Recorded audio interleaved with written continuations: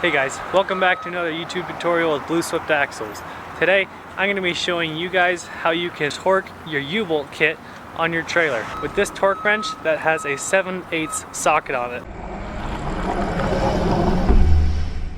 Now, on these 7K U-bolts, we're going to be torquing them from anywhere between 90 to 110 foot-pounds of torque.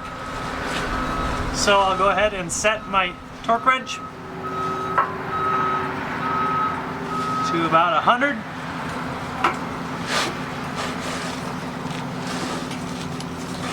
And then just go until each one pops.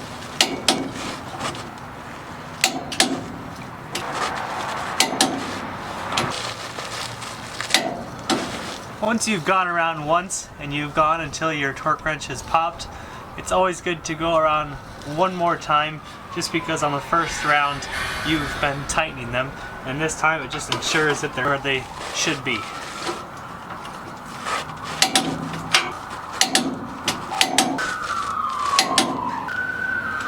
And while you're down here torquing them, it's always a good rule of thumb to just inspect your overall suspension, inspect the hardware, inspect the leaf springs, make sure there's not substantial amounts of rust or any cracks in the leaf springs or the U-bolt kit, and just make sure everything is sound. Just a little footnote, when you're going to go from a 7,000 pound like we did with that 90 to 110 foot-pounds of torque, and you switch over to a 3,500 pound capacity axle, you're going to be torquing those U-bolt kits to around 45 to 75 foot-pounds of torque.